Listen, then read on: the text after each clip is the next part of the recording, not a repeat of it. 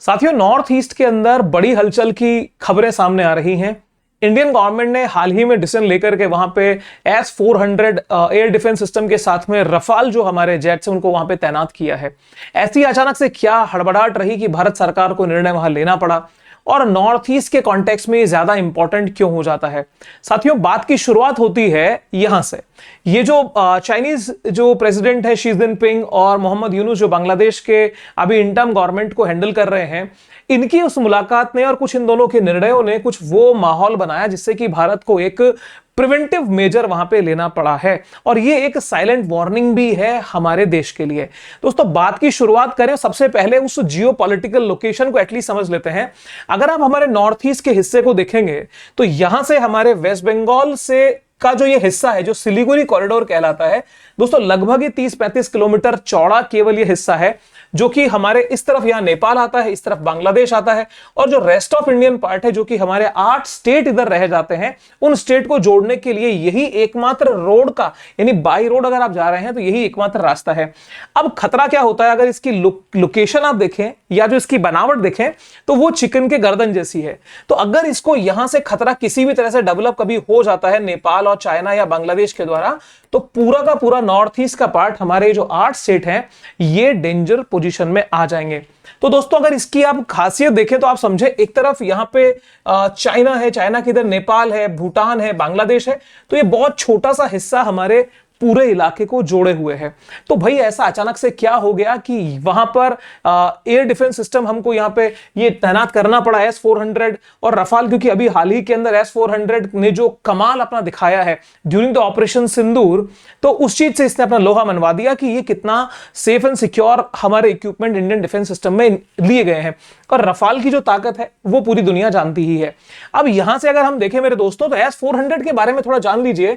S-400 हमने basically Russia से इसको लिया था, और सबसे बड़ी खास बात इसकी ये है कि वन टाइम में मल्टीपल टारगेट्स को टारगेट कर सकता है। मतलब लगभग 600 किलोमीटर दूर से अगर कोई टारगेट हमारी तरफ आ रहा है, ये उसको रडार पे ले लेगा और with in the range of 400 kilometre ये उसको खत्म कर सकता है, और एक साथ मतलब मल्टीपल टारगेट को साइमल्टेनियसली ये डील कर सकता है। यहां पे आप देख सकते हैं, तो मल्टीपल टारगेट को एक साथ टारगेट करना, बहुत लंबी दूरी तक के टारगेट्स को ले लेता है। तो भारत के लिए, और ये एक और बात, इसकी खास बात ये है कि ये किसी भी टाइप के, all type of aerial target, चाहे फिर वो मिसाइल हो, फिर वो चाहे ड्रोन हो, फिर वो चाहे कोई और मतलब नोन अननोन कोई भी ऐसा मतलब हो पार्ट जो कि हमारे लिए खतरा बन रहा हो आसमान से, उसको ये खत्म करने की काबिलियत रखता है। तो एक तो इसको वहां पे डिप्लॉय किया गया है, दूसरे साथ में जो हमारा हिंदुस्तान एयरफोर्स की शान है, हमारा राफेल को भी वहां पे लगा दिया गया है। अब हुआ क्या, घटना क्या हुई? घटना यह हुई कि कुछ दिन पहले जो बांग्लादेश के इंटर्म गवर्नमेंट के हेड हैं मोहम्मद यूनुस विजिट करने गए चाइना जाके शी जिनपिंग से मिले। अब आपको यह बात अच्छे से पता है कि भारत और चीन के संबंध कोई बहुत अच्छे नहीं है। और रही बात बांग्लादेश और इंडिया के रिलेशंस की, तो इंडिया ने जिस तरीके से बांग्लादेश के निर्माण में सहयोग किया, बांग्लादेश को बनाने में बहुत ज्यादा बड़ी भूमिका निभाई, और वहां पे जो शेख मुजीबुर रहमान के समय से ही लेकर के फिर आप चाहे आ जाएं शेख हसीना तक, हमारे यहां पे रिलेशंस बांग्लादेश से ठीक थे। लेकिन वहां पे कुछ पावर, कुछ पॉलिटिक्स की वजह से वहां की सरकार गिरी, और वहां पे जो भी प्रेजेंट में गवर्नमेंट काम कर रही है उसका सीधा टारगेट एक तरह से वो एंटी इंडिया एजेंडा चला रहे हैं। अब ये दोनों ही एक आइडियोलॉजी के जब लोग मिले तो इन्होंने तय किया कि यार कुछ तो यहां पे हमें हलचल मचानी चाहिए। अब क्या हुआ, जब ये मीटिंग हुई तो मीटिंग में साहब ने बड़बोलेपन में साहब से कह दिया कि भाई देखो ऐसा है, आपका स्वागत है, आइए, क्योंकि यहां पे हम सरपंच हैं। सरपंच कैसे हैं जी? बोले जो इंडिया का नॉर्थ ईस्ट वाला पार्ट है दैट इज कंप्लीटली लैंडलॉक्ड। वो लैंडलॉक्ड है। लैंडलॉक्ड का सीधा मतलब ये है कि उसका समुद्र से, सागर से, ओशन से किसी तरह का कोई लिंक नहीं है। तो आप आइए जी, आप वो एरिया के हम ही गार्जियन हैं। अब हिंदुस्तान ने इसकी बड़ी मुखालफत की, इस बात को बड़ा हमने विरोध भी किया कि भाई तुम्हें तुम्हारी मीटिंग करो, तुम हमारे घर की बात वहां क्यों बोले? तुम्हें क्या मतलब नॉर्थ ईस्ट क्या है, लैंडलॉक्ड है, लॉक्ड है, नहीं है? तो इस चीज से नजरिया जाहिर हो गया था कि बांग्लादेश कहीं ना कहीं चाइना को प्रोवोक कर रहा है इंडिया के अगेंस्ट में, और एक इंडिया के साथ में वो पावर गेम खेलने की कोशिश में या सोच में कंफर्म है। इन्हीं बातों के बीच में होता क्या है मेरे दोस्तों, जब ये बात बोलते हैं कि भैया आइए, इंडिया का जो नॉर्थ ईस्ट हिस्सा है ये पूरी तरह से लैंड लॉक्ड है और यहां के हम सिकंदर है, पूरा एरिया हम ही से डील होगा, तो हम यहां पे बहुत कुछ कर सकते हैं। आपको ये बात अच्छे से पता होनी चाहिए कि अरुणाचल के ऊपर तो अमेरिका चाइना की जो गिद्ध दृष्टि है वो शुरू से रही है। तो इस बात का फायदा उठाते हुए मेरे दोस्तों अभी होता क्या है, ये जो लाल मोनिर हाट, यहां पे क्या है, एक बांग्लादेश का एक ओल्ड एयरबेस है, एयरफोर्स का, यहां पे एक एयरबेस स्टेशन, यहां एयरबेस बना हुआ है, लाल मोनिर हाट इसका नाम है। तो हुआ क्या कि जो लाल मोनिर हाट का इलाका है, मैप में आप देख सकते हैं भारत से बहुत नजदीक, यानी सिलीगुड़ी कॉरिडोर से बहुत नजदीक है, इधर यहां पे आपके मेघालय से बहुत नजदीक है, इधर असम से बहुत नजदीक है, और ये सिलीगुड़ी तो है ही वेस्ट बंगाल का इलाका। तो लाल मोनिर हाट एयरबेस जो पुराना पड़ चुका था, वहां पे इन्होंने क्या किया, अभी रिसेंटली चाइनीज जो अधिकारी थे उनकी विजिट यहां पे करवा दी। अभी आप सोचो, एक जोड़ करके देखो चीजों को, बांग्लादेश, मोहम्मद यूनुस जा रहे हैं चाइना में जाकर के वो इंडिया के नॉर्थ ईस्टर्न पार्ट की बात कर रहे हैं और कह रहे हैं कि भाई ये प्योरली लैंडलॉक्ड है, हम यहां पे डील करते हैं, आप आइए हम कुछ मैनेज करते हैं। जो भी बात उन्होंने कही वो एक संकेत तो नेगेटिव था ही। और अभी इस लाल मोनिर हाट का यहां पे आकर के चाइनीज जो ऑफिसर्स या चाइनीज जो उनके एयरफोर्स के अधिकारी हैं वो आए और यहां पे विजिट करके गए, तो उसके मायने क्या है, थोड़ा मैप को अगर आप ध्यान से देखेंगे मेरे दोस्तों, तो यहां पे बांग्लादेश का ये लाल मोनिर हाट एयरबेस बिल्कुल हमारे सीमा से बहुत नजदीक है। और जहां तक बात रही कॉरिडोर की, तो कॉरिडोर लगभग यहां आ जाता है। तो ये सीधा सीधा चिंता का विषय तो भारत के लिए है ही। अब मेरे दोस्तों, लाल मोनिर हाट से सिलीगुड़ी कॉरिडोर का डिस्टेंस बहुत नजदीक, यहां पे चाइना की एंट्री होना, तो क्या कोई बड़ी साजिश चीन और बांग्लादेश मिलकर कर रहे हैं? अगर उनकी साजिश वहां हो रही है तो अभी 2 मिनट में और मालूम चलेगा कि भारत कैसे उनको काउंटर करने वाला है, क्योंकि साजिशों का जवाब देना हिंदुस्तान को बहुत अच्छे से आता है। और एक बात ध्यान रखिएगा कि जब कोई देश, जब कोई इकोनॉमी, जब कोई पावरफुल बनने की कोशिश करेगा, कहने का मतलब हाथी चले बाजार हजार। समझ में आ गई होगी मैं क्या बोलने जा रहा हूं। तो यहां पे ये लाल मोनिर हाट को बेस बना करके भारत के साथ में ये पावर गेम खेलने की कोशिश है और नॉर्थ ईस्ट के ऊपर एक तरह से थ्रेट क्रिएट करना ये चाह रहे हैं। हो सकता है इसके पीछे चाइना और पाकिस्तान की भी साठगांठ किसी ना किसी एंगल पे हो सकती है।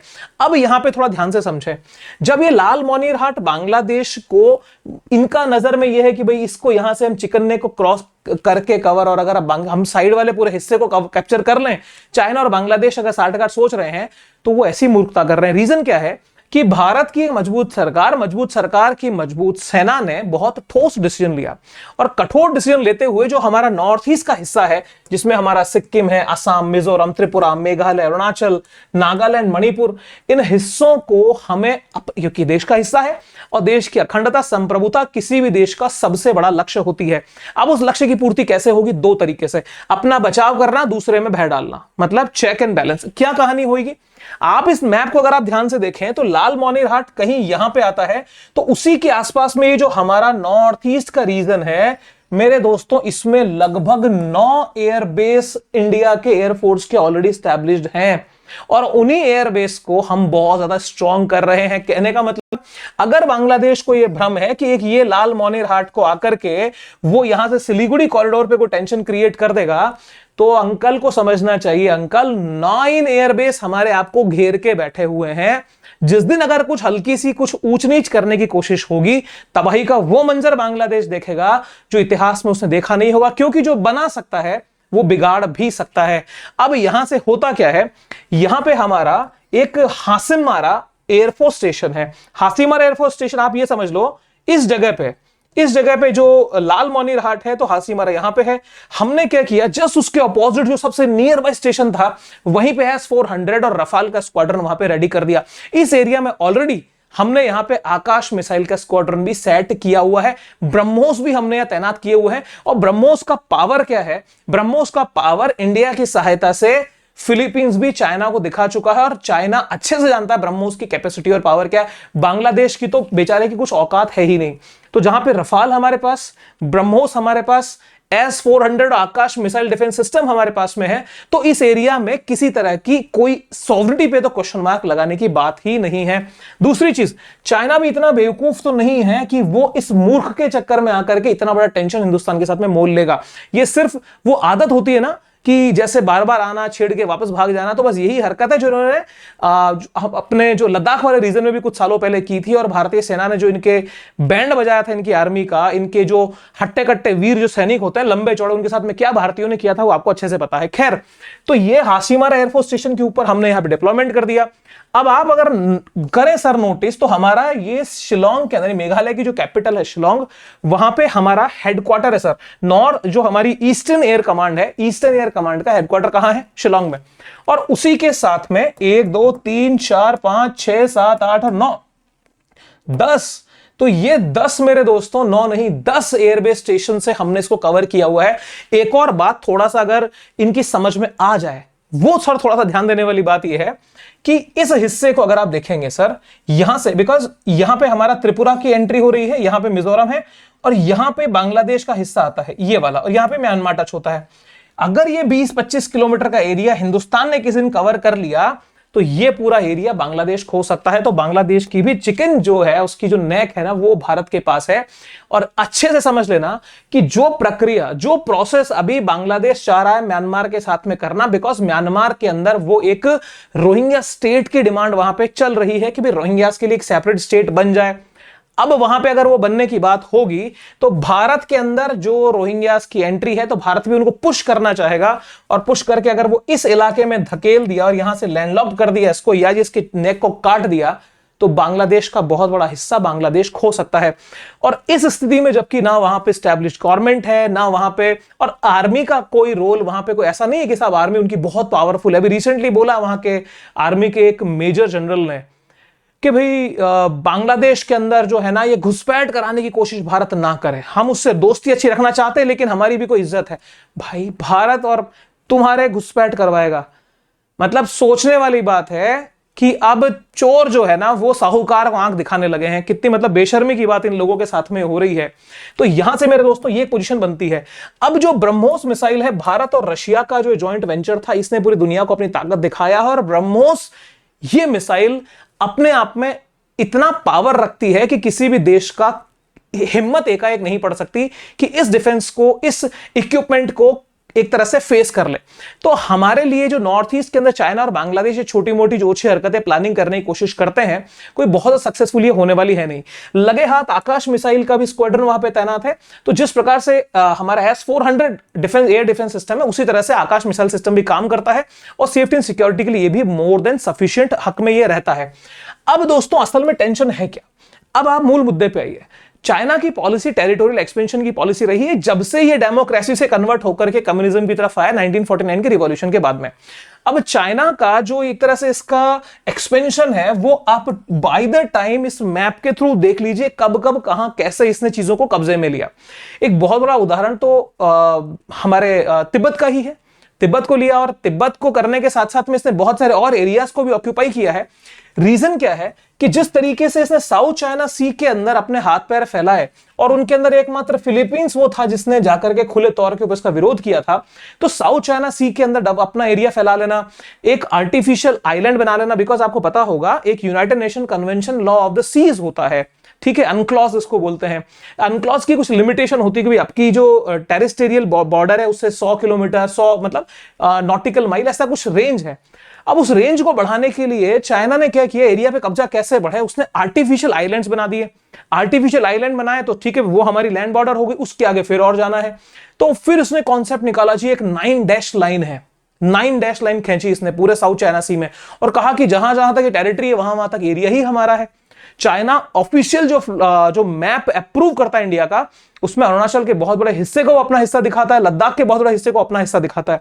तो खैर, तो इसलिए चाइना की जो टेरिटोरियल एक्सपेंशन की पॉलिसी है, जिस तरीके से उसने साउथ चाइना सी के अंदर ड्रामा क्रिएट किया, और चाइना जिस तरीके से विस्तारवादी नीति है, इवन जो मंगोलिया पे भी इसकी नजर है। रीजन क्या है, ऊपर वो क्यों नहीं जा पाता? रशिया अंकल उधर पर बैठे हैं, बस थोड़ा सा उससे बैलेंस होता है। अब इंडिया के लिए थोड़ा सा चुनौतीपूर्ण इसलिए हो जाता है क्योंकि एक व्यक्ति जो बार बार गलत एक्टिविटी में शामिल होता है, तो थोड़ा सा उसकी हरकतों से टेंशन तो रहती है। अब वहीं पे जब ये बांग्लादेश की तरफ एंट्री लेने की कोशिश कर रहा है, तो साहब इसकी चिंता होना हिंदुस्तान को लाजमी है। लेकिन इतनी बात है कि ये लाल पंजा हिंदुस्तान की धरती पे भारी नहीं पड़ सकता, बिकॉज हमें भरोसा, हमें विश्वास है हमारी देश की आर्म फोर्सेस पे और हमारे देश की मजबूत सरकार पे। जो सरकार डिसीजन लेगी वो देश के हित में होगा, और हमारा जो एरिया है वो सेफ एंड सिक्योर है। और रही बात हमारे अंकल की, तो अंकल के तो खुद के ठिकाने नहीं है। अंकल मतलब यूनुस अंकल। यूनुस अंकल बहुत लंबे नहीं चलेंगे। क्या कुछ और बात है, नेक्स्ट वीडियो की सीरीज में कवर करता रहूंगा। कमेंट करके जरूर बताइएगा कि आपकी क्या ओपिनियन है। क्या भारत का ये नॉर्थ ईस्ट वाला जो ये टेंशन जो ये क्रिएट करना चाहते हैं इस सिलीगुड़ी कॉरिडोर के बिहाफ पे, तो क्या हमें भी उसके एक चिकन नेक पे वार करना चाहिए? और जो हमारे 10 एयरबेस के स्टेशन है उनको देख करके मुझे पर्सनली फील होता है कि ऐसा टेंशन वाला को मैटर नहीं है, भारत सक्षम है। गलती क्या होती है ना कि गीदड़ की मौत आती है तो गांव की तरफ भागता है, ऐसी कहानी है। तो बस वही कहानी बांग्लादेश के साथ में हो रही है। दिन उनके ठीक नहीं, गवर्नमेंट वहां स्टेबल नहीं, इकोनॉमी पूरी तरह से कोलैप्स है, और गए भी हैं तो किसके पास? चाइना के पास, जो किसी का सगा हुआ नहीं। खैर, जो होगा आपके सामने और आता जाएगा। कमेंट करके बताइए कि आपको ये वीडियो कैसा लगा, आपके क्या विचार हैं बताइएगा, दोस्तों के साथ में शेयर। और अगर फर्स्ट टाइम है हमारे YouTube channel Neeraj Parekh official पे, तो प्लीज सब्सक्राइब करिएगा ऐसे ही अच्छे वीडियोस को पाने के लिए। So wish you very happy learning. Jai Hind, see you soon again in the next video. Bye bye.